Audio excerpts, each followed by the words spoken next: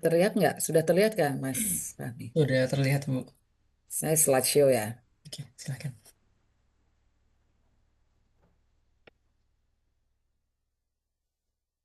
Baik, teman-teman.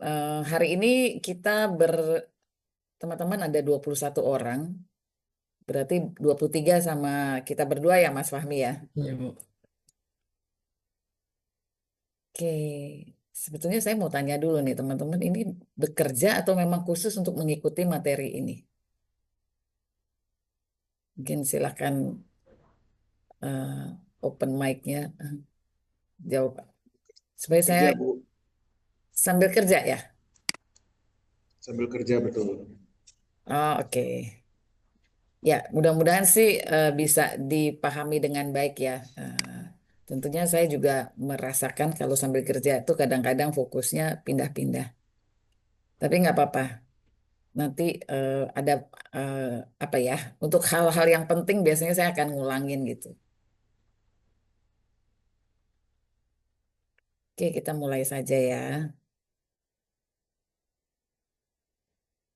Pagi ini kita akan mulai eh, jam sekarang jam 8.25 dan kita akan break di jam berapa ya Mas Fahmi supaya saya nanti di remind aja ya.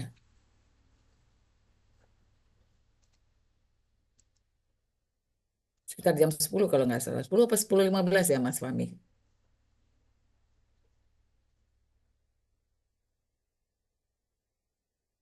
Di sekitar 10.15, Ibu, sampai 10.30. Ya, oke. Nanti disesuaikan dengan materi aja ya biar nggak terpotong di tengah ya Mas ya. Oke, baik, silakan. Tapi kisarannya jam segitu. Baik teman-teman, kita akan mulai hari ini. Jadi nama pelatihannya pelatihan berbasis kompetensi.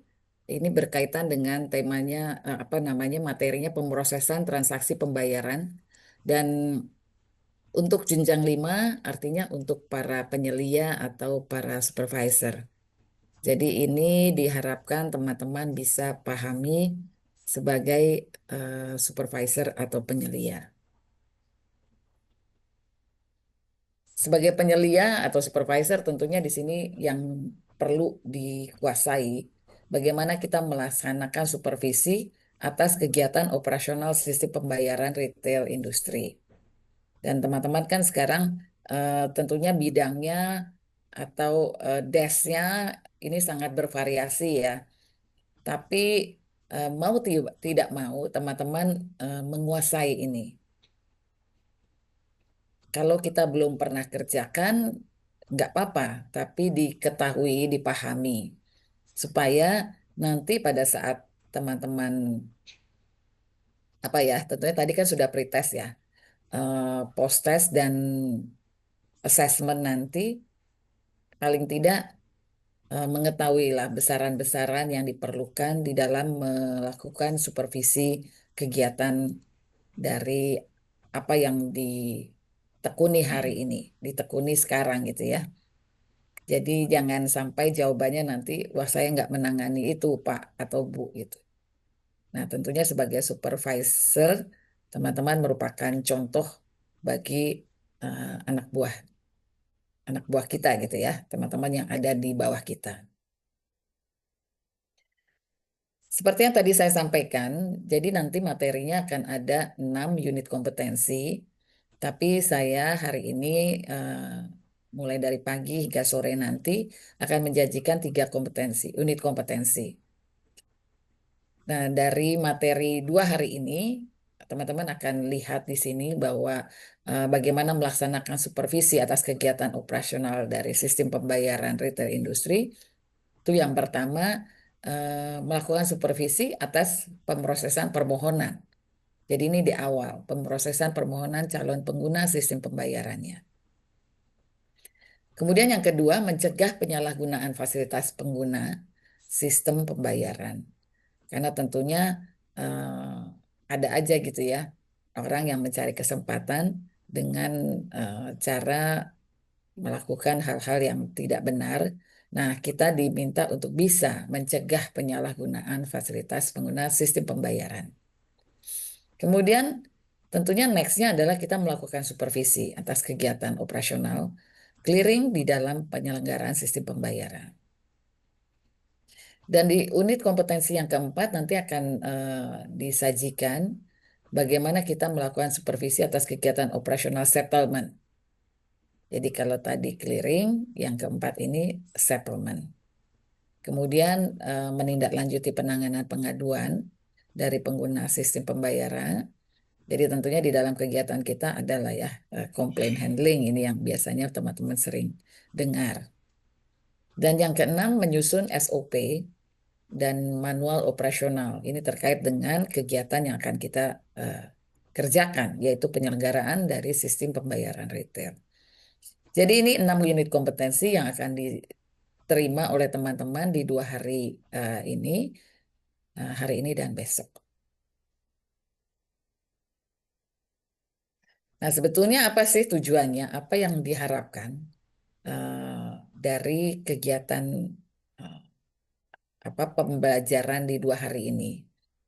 Jadi teman-teman yang melaksanakan supervisi atas kegiatan operasional SP ini diharapkan memiliki pengetahuan nanti mengenai konsepsi dasar interaksi para pihak di dalam sistem pembayaran retail industri. Kemudian juga punya pengetahuan mengenai jenis dan karakteristik produknya dan layanan dari pengelolaan kegiatan instrumen sistem pembayaran. Kemudian sistem dan prosedur operasionalnya terkait dengan pengelolaan kegiatan instrumen ini. Selain itu juga memiliki pengetahuan bagaimana manfaat dan resiko yang terkait dengan pengelolaan kegiatan instrumen SP retail ini. Dan yang penting juga kita memahami ketentuan terkait dengan kegiatan yang kita lakukan. Jadi yang kelima ini pemahaman terhadap ketentuan penyelenggaraan jasa SP retail industri. Karena kita nggak bisa kerja suka-suka seenaknya kita gitu ya. Ada aturan yang menaungi, ada aturan yang membawahi yang harus dipahami oleh teman-teman. Kemudian yang keenam memahami mekanisme pengelolaan kegiatan instrumen SP retail industri. Nah, ini pengetahuan yang diharapkan dimiliki oleh teman-teman. Kemudian ada keterampilan yang juga di dalam kegiatan dengan berjalannya kegiatan tentunya keterampilan ini diperlukan. Jadi yang pertama melakukan komunikasi dan koordinasi baik itu koordinasi dan komunikasi ke dalam internal maupun eksternal. Kemudian mengoperasikan mesin pengolah data dan alat cetak dengan menggunakan perangkat lunak standar. Jadi pastikan ada peralatan yang digunakan dan diharapkan teman-teman juga menguasai. Jadi kita tidak hanya tahu pakai alat ini atau pakai mesin ini, tapi kita nggak tahu bagaimana mengoperasikannya. Nah, kalau kita nggak tahu bagaimana kita bisa mensupervise teman-teman yang bekerja di bawah kita. Kemudian yang ketiga menggunakan aplikasi sistem teknologi informasi. Karena sistem pembayaran ini memang syarat dengan teknologi informasi. Sikap kerja yang dimiliki, yang harus dimiliki ya, bukan yang uh, sekedar ada gitu ya. Teman-teman diminta untuk teliti, bertanggung jawab dan disiplin. Dan ini memang sikap kerja yang harus dimiliki dimanapun ya saya rasa. Bekerja apapun, bidang apapun, ini semua pasti dimiliki.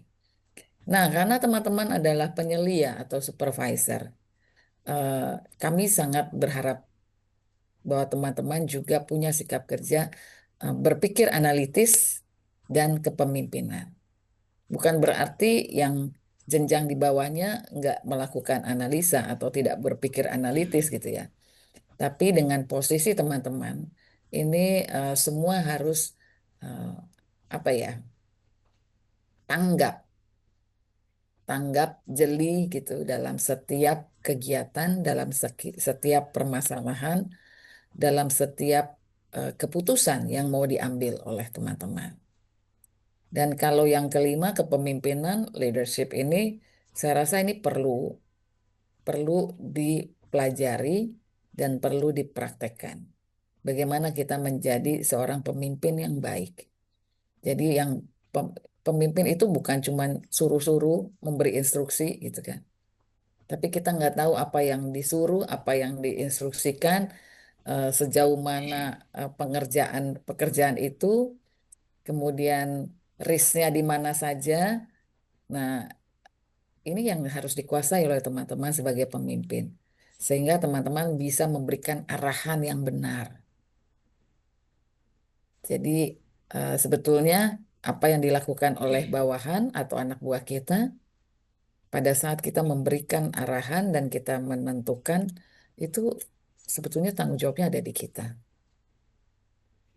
Bukan kalau ada kesalahan terus anak buah kita yang salah gitu ya. Kita nggak ini kecuali dia eh, apa ya eh, tidak mendengarkan apa yang kita arahkan atau tidak melakukan apa yang sudah diputuskan.